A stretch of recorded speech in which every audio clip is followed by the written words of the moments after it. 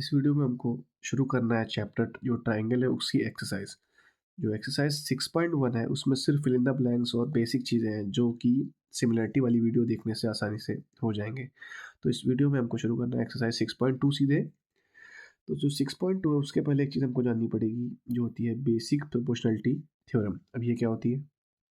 तो पहले हमको समझना है बेसिक प्रोपोर्शनलिटी थ्योरम, उसके बाद हम जाएंगे इसके क्वेश्चंस में। तो बेसिक प्रोपोर्शनलिटी थ्योरम समझने के लिए एक हमको लेना पड़ेगा ट्रायंगल, क्योंकि ये लगती ही है सिर्फ ट्रायंगल में। जैसे हमने कोई ट्रायंगल लिया है ए बी सी।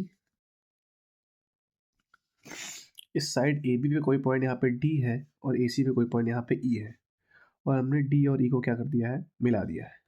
तो अगर इफ़ ये जो डी लाइन बनी है ये पैरेलल है बी सी के, तो क्या एक रिजल्ट मिलता है हमें। हमें जो रिजल्ट मिलता है वो कुछ इस तरह होता है, A D upon D B, मतलब A D upon D B is equal to A E upon E C is equal to A E upon E C. और ये रिजल्ट कुछ और तरीक़ों से भी हम लिखते हैं, जैसे कि और करके, मतलब कि A D upon A B is equal to A E upon में ए सी। और एक और तरीका है लिखने का, अ, ये B D upon A B is equal to E C upon में ए सी। इसका मतलब ये है कि ये थ्योरम लागू तभी होगी जब ये जो लाइन है, इसका स्टेटमेंट होता है ट्रायंगल की दो लाइन से अगर हमने कोई पॉइंट, मतलब दो ट्रायंगल के दो लाइंस पे हमने पॉइंट लिए हैं और उन पॉइंट को मिलाया है, और जो लाइन बनी है वो ट्रायंगल की थर्ड साइड के पैरेलल है, तो जो रिजल्ट मिलता है हमें वो होता है A D upon D B is equal to A E upon E C. या तो फिर A D upon A B is equal to A E upon में ए सी। या तो फिर डी बी अपॉन में A B is equal to E C upon में A C.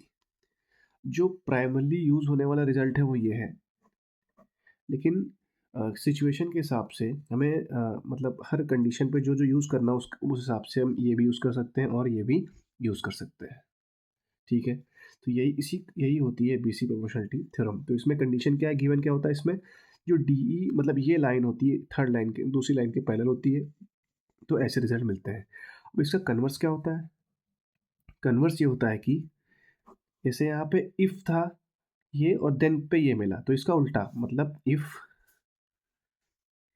A D upon D B बराबर हमको मिले ए ई अपॉन ई सी के, और एक कंडीशन ही लेते हैं, बाकी अंडरस्टूड है।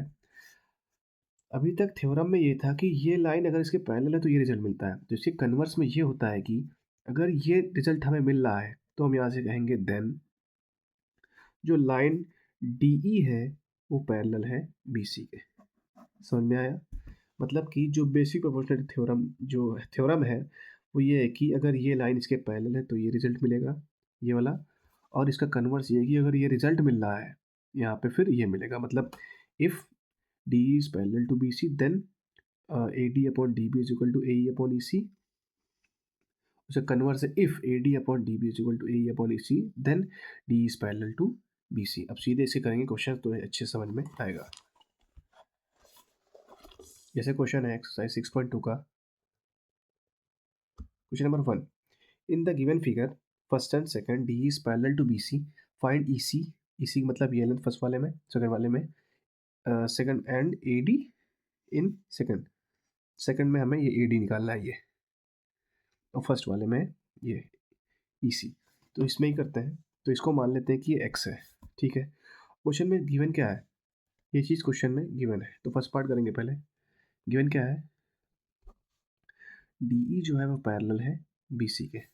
अब गिवन का मतलब ये वही इफ वाला पार्ट है, अगर ये पैरेलल होता है तो देन जो ए डी है इसको लेट किया हमने एक्स को, A D upon D B बराबर मिलता है ए ई अपॉन में ई सी के। ए डी की लेंथ कितनी है 1.5 upon 3 is equal to 1 upon में एक्स। यहाँ से क्रॉस मल्टीप्लाई करेंगे तो हमें एक्स की वैल्यू मिल जाएगी, तो हो जाएगा 1.5 X is equal to 3 into 1, तो एक्स की वैल्यू आएगी 3 अपॉन में 1.5, ये हटेगा, यहाँ 0 बढ़ेगा, तो 15 से वो एक बार में, 15 से 2 बार में, तो जो x की वैल्यू आएगी वो आएगी 2। x था क्या?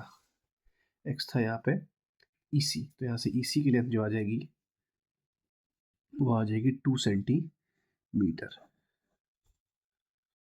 इसका सेकंड पार्ट करेंगे। सेकंड पार्ट क्या है? जो कंडीशन थी डी पैरेलल टू BC वाली, ये इसमें भी लगेगी क्योंकि सेम क्वेश्चन है ये। If D is parallel to BC then क्या रिजल्ट मिलता है? AD अपॉन में, अब की हम AD को मान लेते हैं y, कुछ भी मान सकते हैं, upon DB is equal to AE upon में EC। AD क्या है? AD है y जो निकालना है हमें, DB है 7.2 इज इक्वल टू AE है 1.8 अपॉन EC है 5.4। क्रॉस मल्टीप्लाई करेंगे यहाँ से, y into 5.4 is equal to 1.8 into 7.2, तो y की वैल्यू आएगी 1.8 इंटू 7.2 अपॉन में 5.4। अब ये दो हटेंगे, नीचे 2 जीरो बढ़ेगा, ये हटेगा, ऊपर एक जीरो से एक जीरो कट जाएगा, तो बचेगा 18 इंटू 7.2 अपॉन में 540 इज इक्वल टू y। अब यहाँ से y की वैल्यू सारे निकाल सकते हैं। जैसे ये कट रहा है 18 से एक बार में, और 18 से कट रहा है 30 टाइम्स, और कंप्लीट आंसर तो आना चाहिए। कंप्लीट आंसर क्यों नहीं आ रहा है, इसको देखना पड़ेगा।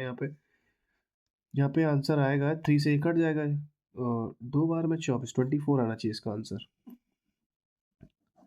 या तो फिर 2.4 आएगा अगर एक जीरो मिलेगा तो नीचे। हाँ, इसका आंसर आएगा 2.4 सेंटीमीटर। ये हो जाएगा इसका सेकंड पार्ट का आंसर। नेक्स्ट क्वेश्चन करेंगे आगे। नेक्स्ट क्वेश्चन है, E and F are points on sides PQ and PR respectively of triangle PQR. For each of the following cases, state whether EF is parallel to QR। अब कि हमको ये proof कराना है, मतलब बताना है, स्टेट करना है, तो इसका मतलब ये है कि इसमें कौन सी थ्योरम लगनी है? इसमें लगना है कन्वर्स ऑफ BPT। पिछले वाले क्वेश्चन में क्या लगना था? पिछले वाले क्वेश्चन में डायरेक्ट लगा था BPT, तो यहाँ पे शायद हम लिख भी सकते हैं यहाँ पे बाय BPT ऐसा, इफ देन आगे सॉल्व करना है, यहाँ पे भी लिख सकते हैं बाय BPT। अब करेंगे क्वेश्चन नंबर इसका कन्वर्स वाला। तो ट्राइंगल सेम बनेगा तीनों, तो फर्स्ट पार्ट करेंगे पहले। क्या है फर्स्ट पार्ट? ट्राइंगल है PQR, और जो पॉइंट यहाँ पे E है, तो यहाँ पे पॉइंट है F।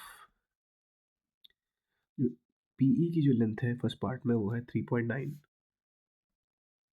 और EQ की लेंथ है वो 3, PF की लेंथ है 3.6, और सारी जो यूनिट से सेम है, तो इस यूनिट नहीं लिख रहे हैं हम यहाँ पे 2.4। क्या करेंगे यहाँ पे? बाई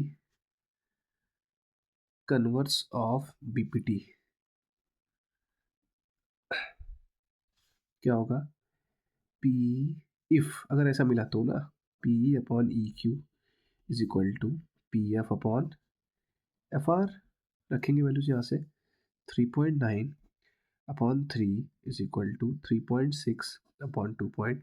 डेसिमल से डेसिमल गया, ये हटेगा, यहाँ जीरो बढ़ेगा, तो यहाँ पे आ जाएगा 39 upon 30 is equal to 36 upon 24। ये 13 से नहीं, 3 से कटेगा 10 टाइम्स, 3 से कटेगा 13 टाइम्स, और ये कटेगा 6 से कटेगा ये 4 बार में, और 6 से कटेगा 6 बार में, तो इधर आया है 13 अपॉन 10, उधर आया है 6 अपॉन 4, जो कि बराबर नहीं है। अगर ये बराबर नहीं है तो यहाँ से हम कह सकेंगे this implies EF is not parallel to QR। ये अगर बराबर आता तो पैरेलल होता, बराबर नहीं है तो पैरेलल नहीं है। करेंगे सेकंड पार्ट इसका। सेकंड पार्ट में भी फिगर सेम है, सब में फिगर सेम बनेगा, बस जो डायमेंशन है वो बदल रही है, तो हम डायरेक्ट करेंगे। मेरा फिगर बनाए भाई कन्वर्ट्स ऑफ BPT, क्योंकि वो बनाना टाइम वेस्ट है।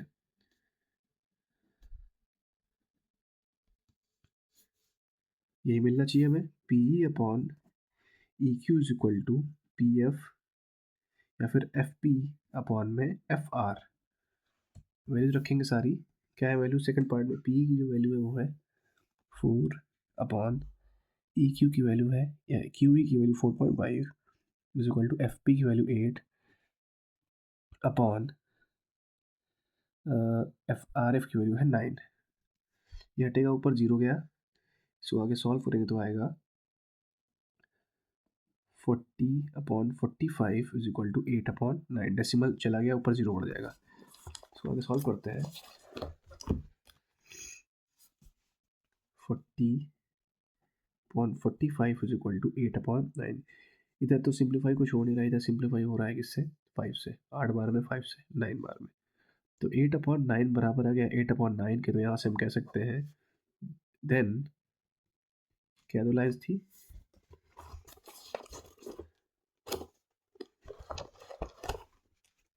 जो दो लाइन्स थी वो थी ये, E F is parallel to Q R. Third part करेंगे इसका। इफ डायरेक्ट करेंगे, इफ से पहले या यहाँ पे लिख सकते हैं by converse of BPT, converse of BPT.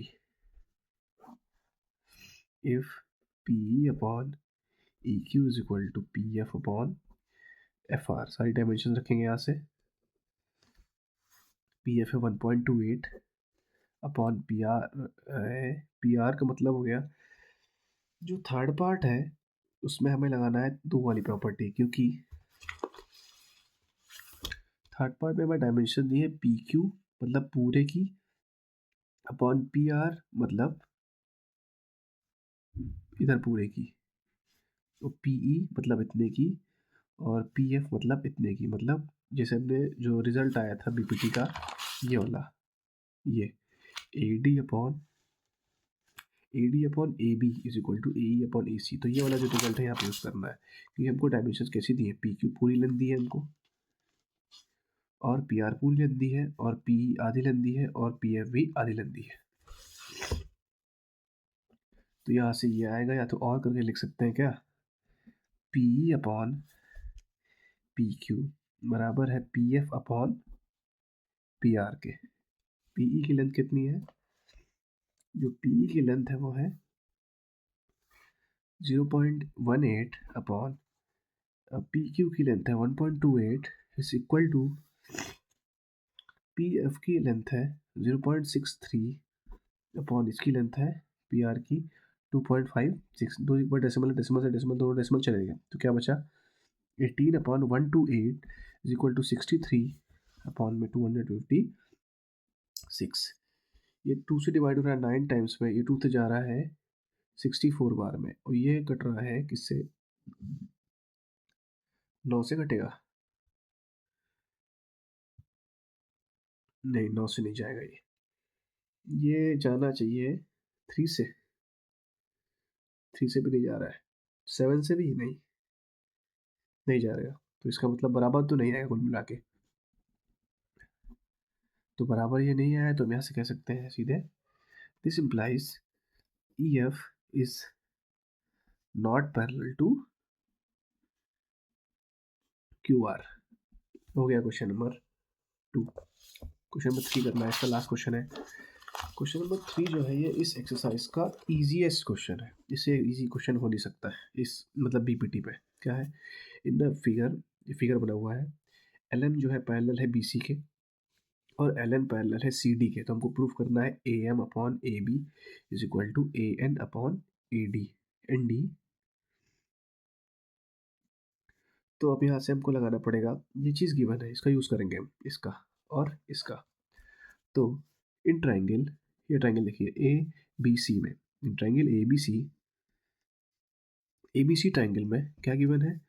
जो एल एम है वो पैरेलल है बी सी के। If L M is parallel to B C, then क्या रिजल्ट मिलता है हमें?